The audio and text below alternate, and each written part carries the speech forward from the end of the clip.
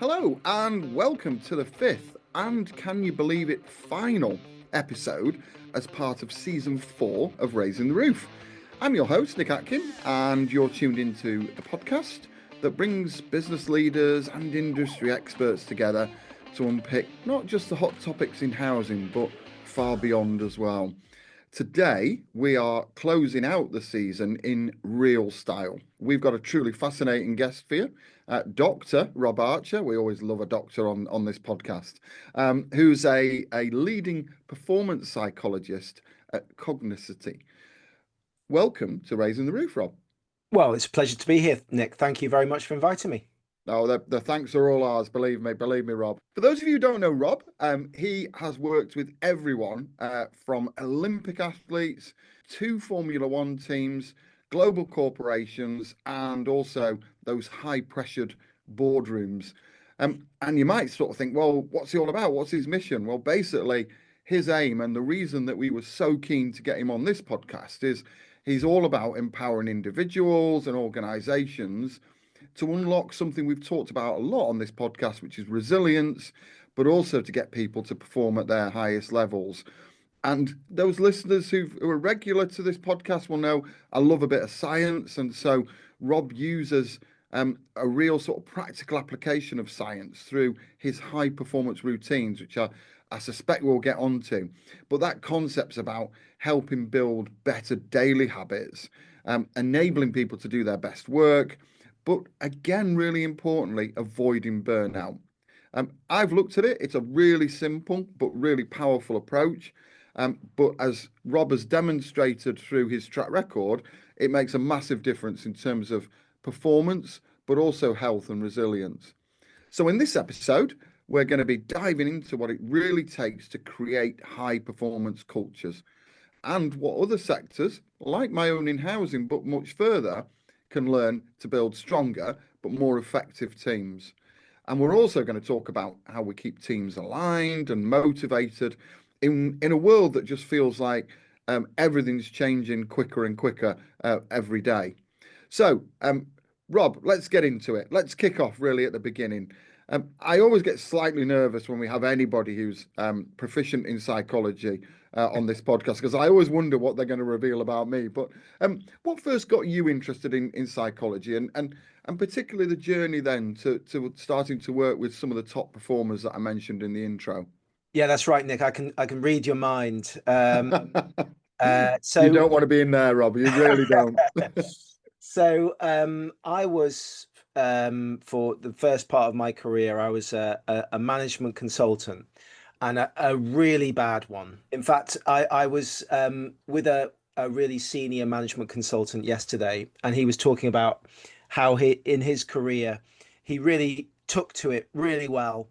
And this guy was a partner at a big professional services firm, and he was saying like on day 3 I was already creating solutions with my clients and I was loving it.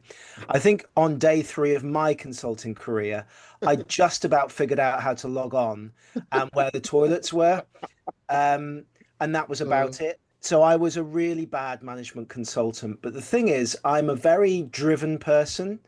I'm conscientious. I tend to care about what I'm doing and the people I'm doing it with. So my response to that was not, I need to leave. My response was double down on the effort. I clearly need to try harder in order to get good at this thing. So that's what I did. I really tried hard.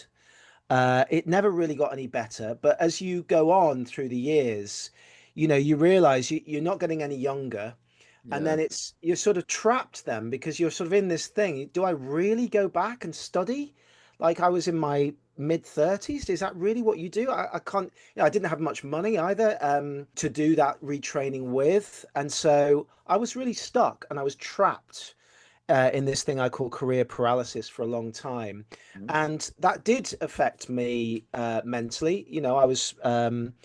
I was pretty down. I probably sort of depressed in some ways, maybe burnt out in some ways. And only through a very gradual process did I start to gravitate towards psychology. It took many years, but effectively I was driven by, how on earth did that happen? What was going on? Um, and so very, very gradually I started to move. I started to read books in psychology. Then I pieced together a retraining sort of program. Step by step, I eventually became a psychologist. And then I think all of those experiences I went through myself have helped me in a way because I kind of know how it's like, what it's like, in Yeah. many of these environments that people work in. It can be hard. It can be very rewarding, but it can be hard. And I think that fires in me, a determination to try and help and be practical and an empathy. So I mentioned in the intro, and you've just talked about environments there, and you've worked across a wide range of environments. And I mentioned about elite sports teams, and I mentioned about large corporations and the pressurized sort of boardroom environment. Just we're really interested to know what challenges that are similar in those environments, and also how do they vary? Just give our listeners a bit of a sense of the things that you've seen and experienced, and I'm sure you've been able to learn as well from some of those people in those settings that you've been in. To probably give our listeners some assurance, really, that what they're experiencing is normal. Yeah, that's a good point, actually. I think normalizing a lot of these challenges is important. I think there's more similarities than differences. So the kind of clients that I have, there's a lot of big professional services companies, smaller ones as well. But these are lawyers, consultants, professionals, senior managers in big organizations as well. I work with in the financial services industry. And so some of the key challenges, you have the famous long hours Yeah, in banks and financial services. In professional services, I mean, you probably have that yourself, but it's a very sort of client facing. yeah, You need to be there for clients. So again, there's people do find that they can get stretched very easily. And I think also I do work in sport. And again, I've always loved sport. And I think many people who work in sport start off loving sport. But actually, when you do work in those environments, it can kind of take advantage of that love. And right. so, along with the relentless competition that never goes away, if I think about Formula One, it can be a really hard life. People are traveling all over the world, sometimes at sort of really unsociable Yeah. hours. They're working very long hours again. Um, it can be really tough. So I probably would say there's more similarities than differences, but particularly at the moment, people are talking about uncertainty of the sort of wider geopolitical environment. They're talking about having to do more with less, Yeah. and they're talking about the pace of change. I think there's so much happening internally within organizations and externally as well. And I'd be really keen to get to some of that because they are themes that have repeatedly come through on this podcast, interestingly, regardless of the topic, very often. If I could just sort of delve a little bit more into the sports side of things, because obviously, you mentioned, for example, Formula One there, the difference there between success and failure is literally hundredths or even thousandths of a second. I can't even imagine what a thousandth of a second is. But that is incredible pressure that's placed not just on the person who's driving, but also the many, many, many, obviously hundreds of people whose sort of efforts, one slight mistake. Again, just any tips or tricks you could maybe share with people about how do you cope in that high pressured environment? We all at some point experience those types of, probably not that extreme, but I'm sure some of the learning is applicable across. So Yeah, I mean, it depends on the nature of the situation that you're dealing with. If it's a crunch situation, then skills like mindfulness can be very helpful. Just remembering to breathe. You're when we're stressed, your mind is preparing you for certain behaviors, yeah, and it's not necessarily preparing you to think clearly. It's really preparing you to move. So somehow we need to bring down that arousal, that physiology, so that you can think more clearly. Easier said than done, But in a crunch situation, I would be looking to sort of try to lower the heart rate, some breathing, maybe mindfulness skills if the client is open to that. But that can give you a little bit of space, it almost sort of slow things down that allows you to think more clearly and make a better decision. There'll be other techniques that you can use if it's not crunch situation, if it's just pressure and relentless pressure. But I would say for the crunch moments, that's probably where I would head. That's there's some great tips in there, and yeah, I definitely recognise some of that around, particularly about mindfulness and breathing. I want to come back to that actually in a short Well, while if I can. I think, many of your listeners will, okay, maybe they're not taking a penalty in a World Cup final, but what they probably are doing is going from one meeting to the next with Yeah, almost no break in between. And particularly if you're working, virtually, you can go literally from one meeting to the next yeah, with no breaks. So that is very hard. That really is tough. The question is, what on earth can you do? Now, there's things that we need to do on meetings and meeting culture, which is the sort of wider piece. But, you might get 20 seconds between meetings. You can either do nothing or you can use those 20 seconds to your advantage. And I definitely would go, let's bank some marginal gains. If you can give me 20 seconds, I'll take that. yeah. Actually, you've prompted my thinking around this because when I've obviously done some research before we met, I was really intrigued by the flatline state as you describe it, and that's basically where people are constantly on. So some of the things that you've just been mentioning there, but I'm really guilty of this, and I must admit, when I read what you were saying about this, it really struck a chord with me. There, you're constantly on, but you're not productive, Yeah. and I absolutely recognise that, and as such, I have started to make some changes to how I sort of work and operate.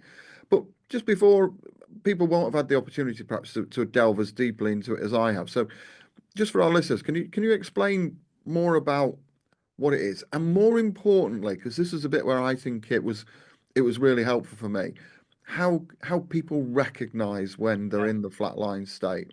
Yeah, I think there's rightly a lot of attention on things like burnout and mental health impacts. Of course, that's right. But the question is, how does so many people end up in that state?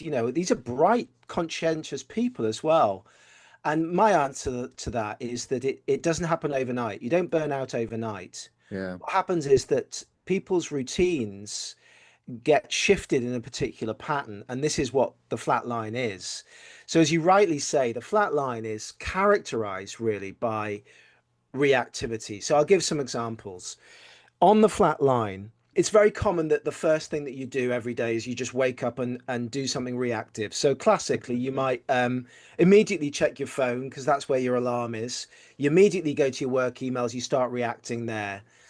You might turn on the news. Again, there's nothing wrong with doing these things per se, but anything that you do in the first sort of 5, 10 minutes of your day has a sort of invitation that's how the day continues. So yeah, one little decision leads to another, leads to another.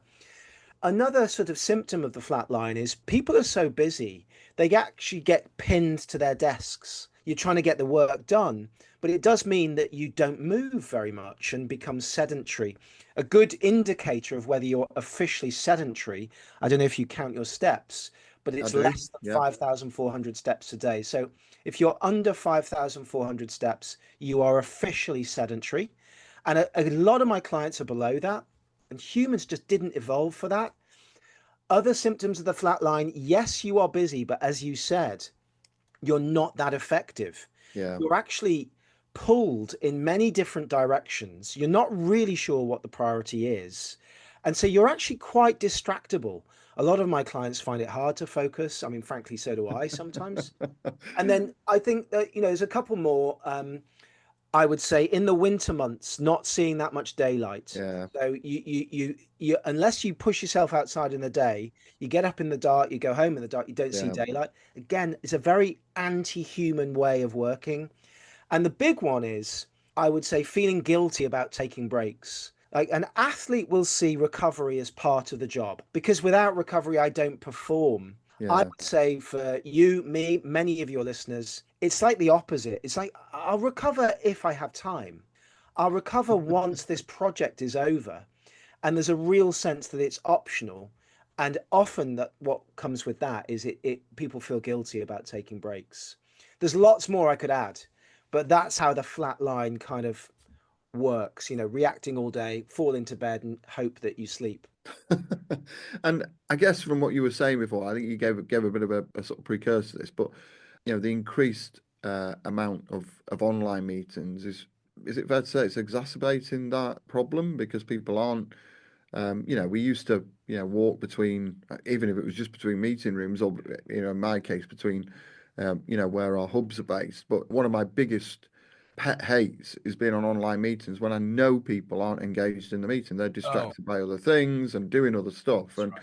it drives me absolutely insane. But yeah, I mean, and again, any tips or tricks, particularly for those people who do spend a lot of time in online meetings?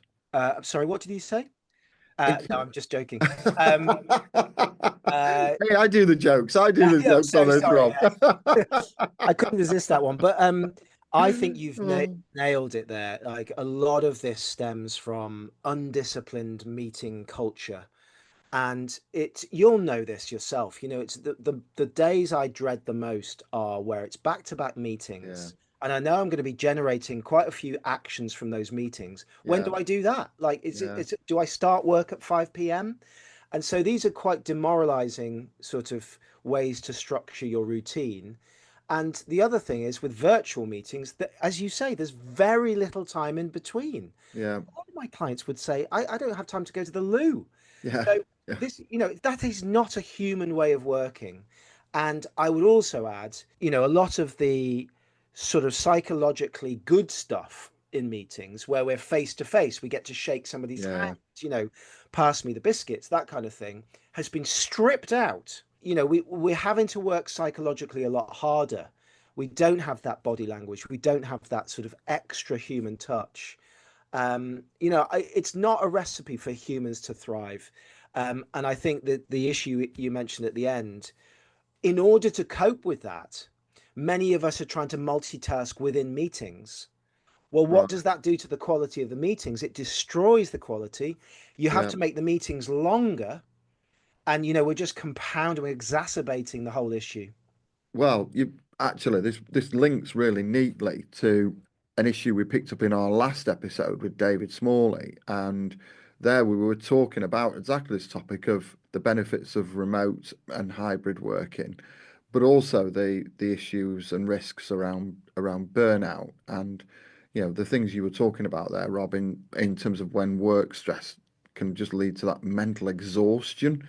And it was interesting about you just sort of said, people just collapse into bed and hope they can sleep. So what is it about today, other than obviously, the move to online meetings or hybrid working post COVID, but what else is it? Why do you think so many people now are really struggling with burnout? And it's interesting because many of those people I know who are struggling absolutely love what they do, Mm. but they're still struggling and still at risk, and you can see it very often in them as well. So yeah, the enjoying what you do piece is an interesting angle to this because people who burn out do tend to be the people who enjoy what they do. It's a Right. real double-edged sword, this, that burnout is characterized really among people who are often very good at what they do, but they care about what they do, strong sense of responsibility. These are the people who will run through a brick wall for you. Yeah. These, and by the way, these are exactly the people you want in your organization. So, all the things that drive success and that you want, obviously that's great. But the double-edged sword is they are also the people who are most prone to the flat line Yeah. because they care about it. What happens when there's a new challenge? They double down on the effort, like I do, and you get dragged to that flat line. That's really stage one. Think of the flat line as sort of the fertile soil in which things like burnout grow. So burnout doesn't happen overnight. But Yeah. what happens is people get dragged to the flat line gradually, and from there, things like burnout, depression emerge. I love that. I love that analogy that that's the soil in which burnout then starts to grow and develop, so that that there is time for you to address that before you hit that position. And I suppose with that in mind, what tips or tricks would you give to either teams or individuals who are, having to balance this ever increasing push for high performance and delivery, whilst also, you know, making sure that their own mental well-being or their team's mental well-being is also in a good place. Can the two balance, or all the work that you've done and the insights that you've got, I'm sure our listeners like me would be really interested to sort of unpack that a little bit with you. Well, one of the things when I'm describing the flat line that I said, I think a couple of times, is it's not a very human way of working. You're not moving from your desk, you're Yeah. reacting all day. You might not see daylight, you're feeling guilty about recovery. Then, by the way, people feel guilty that they're neglecting other aspects of their life. So they feel guilty they're neglecting their family and friends. So Uh, the flat line, it is a miserable place to be. It's like a slog through life. But crucially, it is a, it's a, if you could design a system to sort of demoralize human beings, that would be it. So the question is, if that's an anti-human way of working, what is a human way of working? And that's the question that I ask myself in this concept of high performance routines. There's probably lots of things you could argue is, but one thing that is absolutely without doubt that affects every single human being, in fact, it affects every single living thing, is the circadian rhythm. yeah. We know that we evolved for lots of reasons to live and work in a rhythm. And really the reason for that is, when it's a survival out on the savannah plains, you cannot achieve everything that you need to achieve in one moment. Yeah. So what nature has done is it has made us sequence behaviors, and basically we're in bodies that expect us to do certain things at certain times of the day, whether we like it or not. And yet on the flat line, that rhythm that is biologically innate to us all, we're ignoring. You just wake up, Yeah. react, Yeah. fall into bed, hope you sleep. And by the way, I would say at least 50% to two-thirds of my clients are having problems with sleeping of some kind. So because sleep depends on the rhythm. So we have Yeah. lost touch with what it is to be a human in this sort of idea that we evolved to work in a rhythm. So the question then is, how do you get your rhythm back? What can you do to shift away from the flat line, to reset from the flat line so that we begin to work more in tune with our biology rather than grinding it against it every day? Yeah. Would part of that be one of the things we've had a bit of a debate about in previous seasons on the podcast is whether the 9 to 5 is dead, or whether it's a force for good. What's your take on that? What's your take on the 35-hour week or whatever number is put on it? Should it be that fixed? Should it flex? How do people, particularly business leaders, listen to this? How do you get the best out of your folk? Is your biggest single cost normally in most businesses? Well, in a moment, I'm going to argue that part of the answer to that is you need to work in a high performance routine. Right. But I'll set that aside for one moment. And your direct question about, should it be 35-hour week, all the things about 4-day week. And there is this concept in psychology of control. So you give people a sense of job control. So, in Right. other words, if you've got a very demanding job, the more control I can give you over how you respond to those demands. So the power is not with me, I give it to you, the better that will be for you psychologically. And this is probably the most important lever a business leader can pull, is to ensure that I give you as much control over how you respond to your challenges as I possibly can. And this is not trivial. Not only does it improve performance, it massively improves health well-being. You will live longer if you have higher levels of job control. So it's incredibly important. That is why I am against organizations mandating this is what it looks like for everybody, blanket solution for everybody. Yeah. Not that those things are bad ideas, they're all coming from a bad place. They're not. But because you're reducing the control that an individual would experience. And I would do that, I'd avoid that at all costs. Yeah, it is really interesting because we at Yorkshire Housing went on a journey several years ago now, pre-pandemic actually, around the fact that we said we need to stop mandating when, where, Really? how people work, but actually just treat people like grown-up adults and say, you know what you need to do, you know what your success measures and your objectives are, how, when, where, how you do those, provided we're able to provide, a great customer service. Yeah, it doesn't matter as long as you achieve what we need you to achieve. That doesn't matter, and that doesn't work. See, I'm going to steal with pride one of your phrases, but use it in a slightly different way. But that doesn't mean that you do that over a flat line 35 or 37 hours each week, because the nature of most roles requires that there are some periods when you need more time in a week to do things, and then there's other times when you don't need to as much time. It's just the natural sort of ebb and flow of most roles. But we have this approach which was introduced by Henry Ford, I believe, in 1926 to produce cars more cost effectively, and the rest of the world seems to have latched onto that. But yeah, most of us don't produce cars anymore. So Well, yeah, that's the point. yeah, Exactly. I think that's fascinating, and I think it's enlightened, and giving people control and allowing as much variety in terms of what might suit a particular individual as much as you can. I realize yeah. there's always limits, but that in general is what I would advise. And then within that, there are healthy ways of working and performing as well. I mean, the thing I've never heard before until you've just said it there, which is just absolutely hit me like a brick wall, is the fact that if you give people control, they live longer. Yeah. Wow.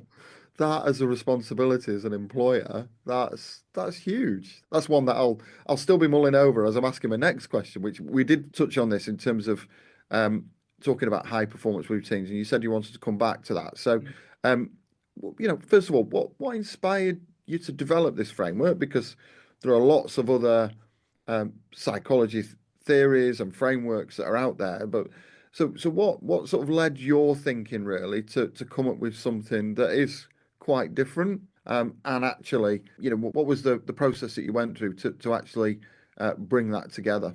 I articulated the flat line as an issue, an earlier issue than burnout, and Right. then said, well, if that is resonating, like I wrote this slide with 10 symptoms of the flat line, and frankly, everywhere I've shown it, in every organization, people are saying, that's my life. So I knew that I had accurately described the challenge.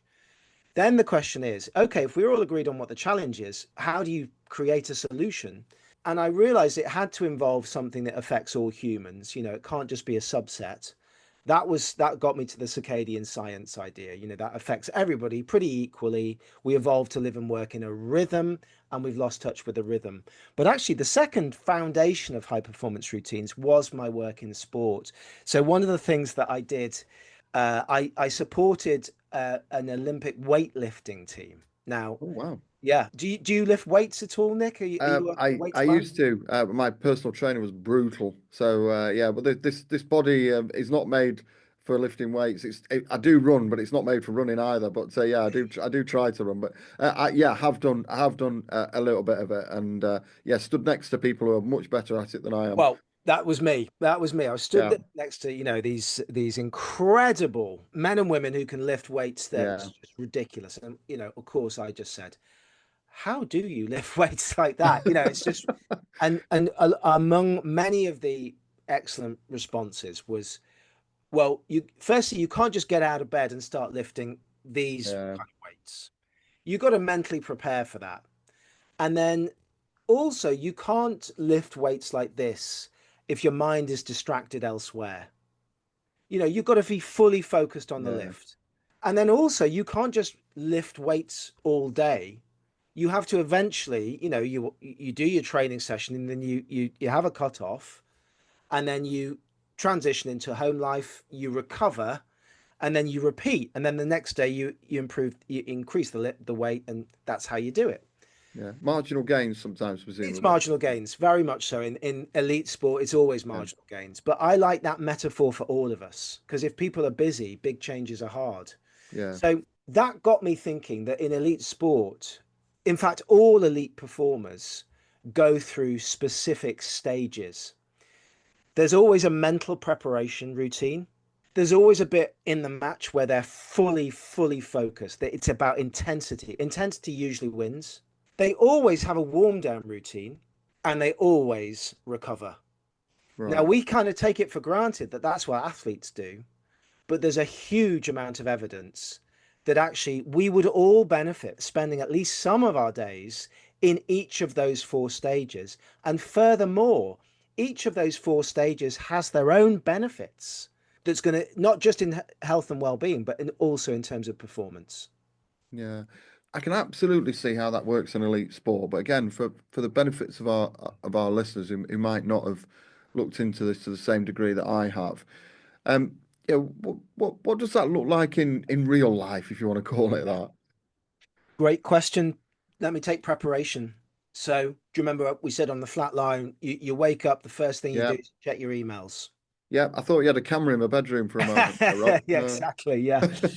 Um, I want to take that 5-10 minutes back. You can check your emails in the morning, no problem. But I want you to give me the first 5-10 minutes for an activity that you control, not about input from elsewhere. It allows you to mentally prepare on your terms for whatever the day will bring. So this is the equivalent of the mental preparation, before lifting the weight, you mentally prepare, you get in the zone and you do it Yeah. on your terms. Just give me that. It's very small. But then the second purpose of preparation, particularly in knowledge work, you've probably got as much or more work than you could ever do, like two of you could do. And that's very common. So preparation is saying you've got to, at some point in the day, earlier, ideally, narrow your focus. Force yourself to say, of all of these things that I could do today, these are the most important. These are the things that really generate the most value for me. And unless you do focus, in your preparation, everything is going to look like it's a priority. Whoever's Yeah. shouting loudest is going to look Yeah. like a priority. So this is about narrowing the focus at the beginning of the day. Routines are more powerful than habits because if you get one stage of them right, they build momentum to the next stage. So if you imagine you've started the day on your terms, mentally prepared, and you've narrowed your focus on the important priorities, that invites the next stage, which is focus. Right. So I know we all need to be reactive and responsive, and we've all got emails and teams and all of that. I understand that. But focus, the ability to really focus and go more deeply on a problem, is usually characterized by higher quality. It creates more value in a interpersonal situation. The more focused you are, like unlike your meeting, Yeah. the more somebody will trust you. So this idea that focus, should form at least one part of your day. There should be a part of the day where you are not distracted, you're Yeah. not available, and you're not trying to multitask. You are fully focused on something that really matters to you. And it doesn't have to be for long, but it's a block of your day that's dedicated to focus. Yeah. And there's lots of things you can do within that. But, one fun one. Have you ever heard of the Pomodoro technique? No, I haven't. No. No. So you've got to get your kitchen timer. Yeah. Got to be shaped like a tomato, Nick. Otherwise, it doesn't work. Oh, I've got a digital one. I need to get in. Yeah, I'll yeah, be on Amazon straight after yeah, this. exactly. I've got shares in this, of course. Um, you set your timer for 25 minutes. You turn everything else off, just the task that's there. You work for 25 minutes flat out as quick as you can. Yeah. But then you've got to have a 5-minute break at the end of it. And that's one Pomodoro. It doesn't sound much, but for most of your listeners, it's going to be a marginal gain for sure. One of those a day.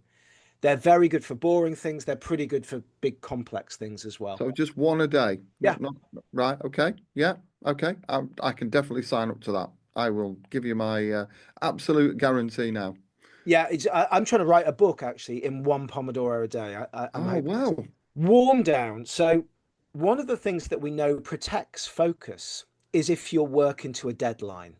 Like if you imagine that you have no real deadline in mind, it's so easy for work just to bleed into your yeah, evenings. yeah, So actually one of the ironies of having a cutoff is you're much more focused because you're working towards a deadline. So warm down is partly about giving yourself a cutoff from work. But the second part of warm down is what I call a shutdown ritual. It's actually quite hard to switch off from work. Many people find it hard to switch off. There is no off switch. Most people need a shutdown ritual where you actively review what you've done, you look ahead at what's happening tomorrow. Anything that you're concerned about that you haven't fully got a plan for, make a plan for it now, even the outlines of it. Get it into your diary. Just quickly make a few notes about it so that and then put everything away. right, Now, this shutdown ritual, maybe 10 minutes, but it's much better at compartmentalizing work from home. So I want the shutdown ritual. And then finally, particularly if you're not sleeping, I want a pre-sleep routine. So right, give yourself a bedtime because the consistency of sleep really does matter. And then prior to your bedtime, create a little pre-sleep routine full of things that you might enjoy, that might be useful to you, might give you a sense of control, but which collectively help invite sleep. So mine's very long because I'm not a great sleeper, but some people can get away with shorter, but a pre-sleep routine. right. Okay. So the question I always have on that pre-sleep routine. So the recovery side of it. How do you get that sleep? So don't forget that sleep is incredibly dependent on the circadian rhythm. Right. So this is where we're back to the beginning of this. Yeah. If there is no rhythm in your day, if you're on the flat line, good luck with sleep. You know, it's the equivalent of me giving you a bunch of emails at 10 p.m., you know, shoving you randomly into bed with a bunch of emails, and saying, yeah, you know, good night. You know, it's incredibly difficult to get to sleep when you've lost rhythm. So one of the things that actually, one of my sort of golden things I'd love everybody to do, pre-sleep routine, yes. But well before that, like your pre-sleep routine actually starts in the morning. I want people to get more daylight exposure within Oh, about an hour and a half of waking up. right. So you know, I mentioned the 5-10 minutes that Yeah. you control. Ideally, get outside. You know, a short walk. You want daylight exposure because that is what resets the body clock every day. It's light hitting the optic nerve. Light has information that we decode that helps us keep time. So ideally, your sleep routine begins then. Probably another walk at lunchtime, again outside, and then really as much light as you can get, and then minimize lights post your cutoff, your warm down cutoff. A lot of this is driven by light exposure. It sounds like you're making a really strong case, Rob, for everybody to get a dog. As a dog owner, I'd absolutely encourage anybody to get a dog. Yeah, it's a great. It's much better than the three kids I've got. So yeah, I'd have a dog every day. I am always really interested to find out from people like yourself who have developed these frameworks that seem to make so much sense and very often it is when something seems quite simple and you just sit there and you think, why has nobody else thought of this? This is really good. But I'm going to ask you a really honest question, Rob. You know, it's a great framework, but hand on heart, can you absolutely say you follow that day in, day out? Hand on heart, I can say unless I do, my life falls apart. Wow. Right. Um, and I'll give an example. So I feel like each of the four stages has contributed to my sort of health, well-being, and performance without any doubt. But about 2 years ago, I was struck with insomnia. I'm not a great sleeper anyway, but about 2 years ago, I had this bout of insomnia where I really was not sleeping. Between about maybe 5 and 7 a.m., I would get some, and that was Right. it. You know, it was Right. really awful. And it's a bad look. I'm meant to be this health and well-being guy. It's kind of a bad look. So I was really worried about it. So I went to the doctor, and of course the doctor said, you got to get up earlier and get outside. And I just sort of said, well, are you actually trying to kill me? Because this is the only time I am sleeping is then, and you want me to get up before then. But she was right. That's what I did do.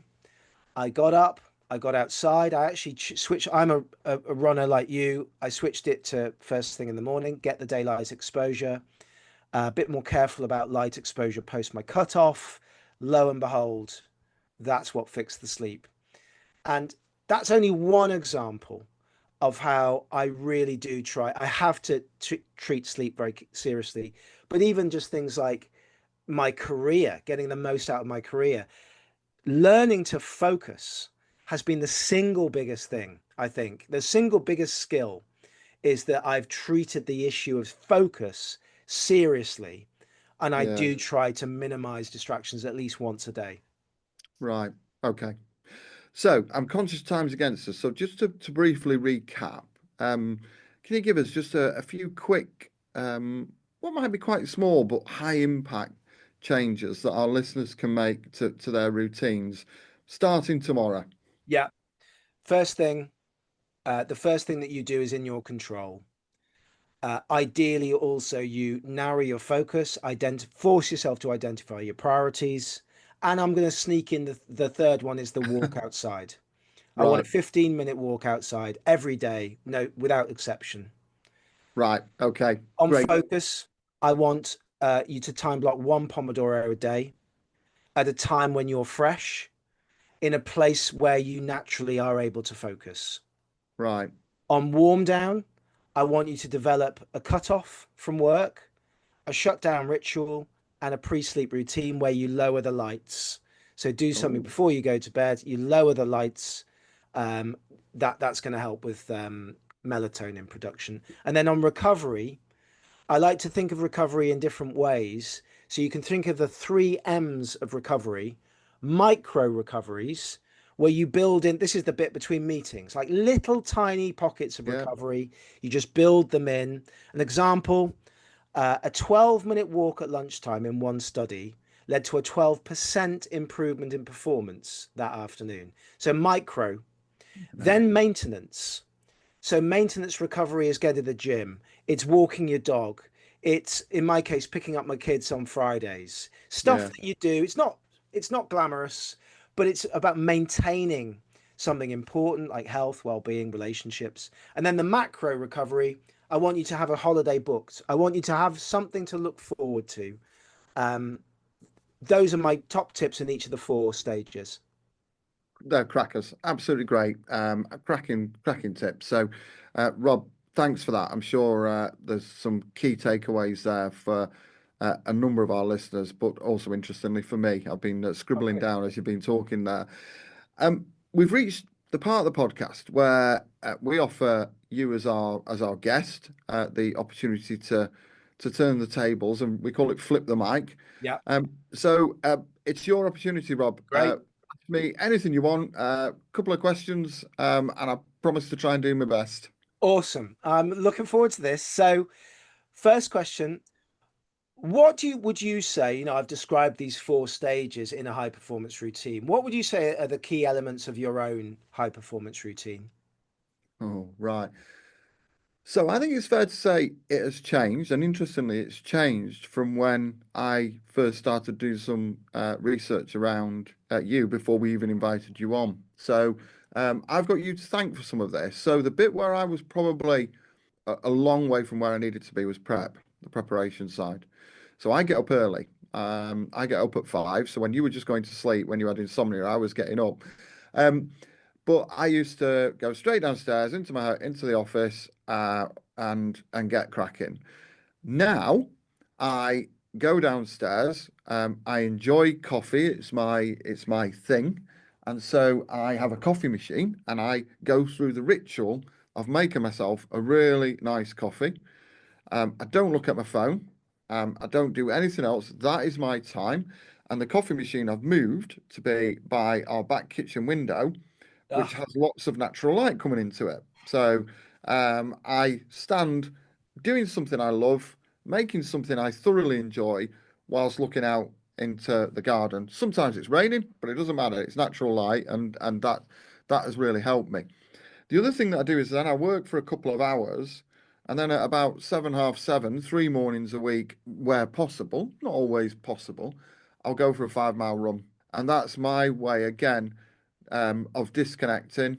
It's my time. I'm a very unsociable runner, so if anybody ever comes alongside me and tries talking to me, it's my time. My music's on, and I just don't engage. So I find that really useful. In terms of the focus side, at home, I'm really good. I'm really good at being able to focus, zone out, but also I have built in quite a nice routine. I have a Labrador. Labradors love routine. So I know that at 11 o'clock she will want her mid-morning snack. And I know at 12 o'clock she will be between 12 and 12:15. She will be looking at me as if to say, right, I've had my morning snooze. It's now time for you to take me out. And that has given me that break. And I've seen the difference that has made in terms of my effectiveness because naturally I'm not good in an afternoon. I've peaked. I've done all my best stuff in the morning, and that has enabled me to come back stronger. If you want to use the Peter Crouch phrase, um, but I think the other bit that the area where I probably improved the most over the last few months was around my warm down.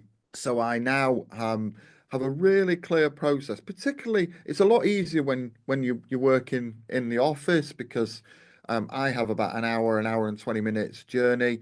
So I have that disconnect and that time to decompress. But when you're working from home, that's a lot more difficult because it's literally opening the door and into the world you go.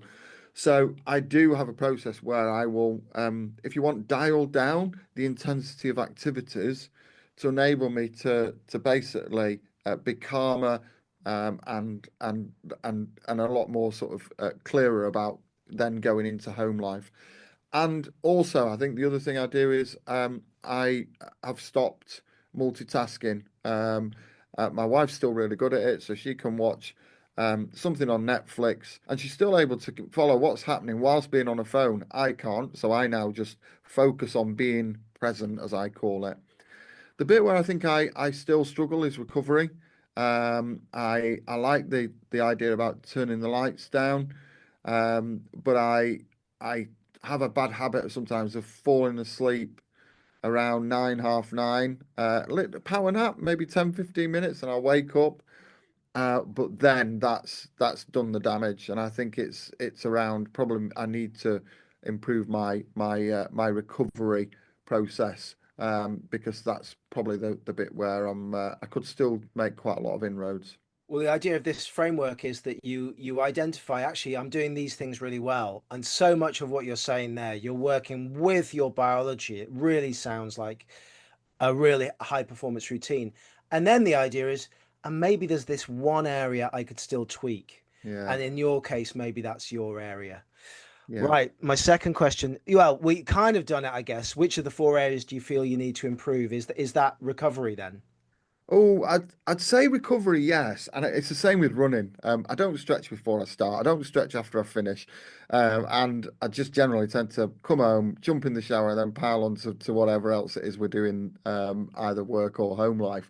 And my wife's fantastic. She's great. If she was on this podcast now, she'd be saying the recovery side, she's just exceptional at. So yes, I do need to focus on the recovery side, not just for sport. I mean, more generally, as we've said in my life. But the other issue, and I think this is quite an interesting one because I've really sort of argued this both ways. But when I'm in our workspace, I struggle with focus because I'll be honest with you, going back to what you said, as a human, I'm a real social butterfly. So I love nothing more than just having lots and lots of conversations with people. Now, the debate I have with myself is that, well, I'm a leader, so that I'm a senior leader, so therefore that is part of my job, is to, have those conversations with people. almost create a ripple effect, create a story that reverberates through the business long after you've left and gone somewhere else. I don't mean leave the business. I mean leave for that day or that hour or whatever, but just to stave any rumors. But I think for me, I know now that that's not my time to focus. So therefore, I suppose I've succumbed to that. And in my diary, if you want to call it that, I just have unstructured time where I know I'm going to wander around, irritate a load of people by disturbing them, but have loads of really interesting conversations. And I suppose it's coming to terms with the fact that, if you're fortunate enough to be in a leadership position, that's key. People no longer look at you or respect you because of your job title. They look at you and will follow or not where you want them to go based upon how credible you are in their eyes. I think that's right. Leadership performance is more than just how quickly you respond to a text. Yeah, It's yeah, it's about the depth of your communication, whether people trust you, whether you can articulate complicated ideas, whether you can solve complex problems, whether you can motivate. That's not just how quick are you at stuff. That really involves a rhythm. You need to do different things at different things. So all I'm saying is just be intentional about when right. you're doing specific things. That's a higher version of performance. Yeah, and that's probably what I do need to still do quite a bit of work on. But yeah, there's several elements though that Rob that are down to the research that I did on you before Great. we invited you along. So I've got you to thank for that. So yeah, appreciate it. So before we wrap things up, we have a quick fire round, Rob. So this is really sort of rapid fire answers. The aim is to leave our listeners with a few final gems as they're washing the car or running or whatever they do whilst listening to this podcast. So I've got two. First one, what's the one biggest mistake in your experience that people make when trying to be productive? Multitasking. Great. Oh, you know this. You know how quickfire works. I like this. And what's your go-to warm down activity after a long day?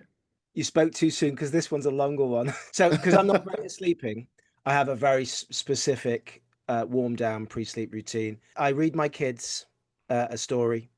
I take a bath. I do my shutdown ritual from work. I speak to my wife.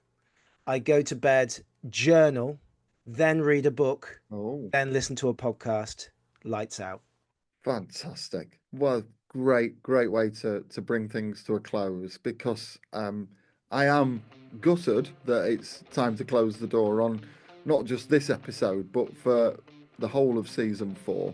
A huge thank you to you, Rob, for helping us finish the season on such a high. You've given us such powerful and some really practical insights that, for me, I've taken away a bag full of top tips from this. And throughout the season, we've covered a wide range of topics from creating high performance cultures and great customer experiences right through to championing neurodiversity in the workplace as well as building better work environments. So, thank you so much to you, our listeners, for tuning in. Thank you for your support and for being part of Raising the Roof.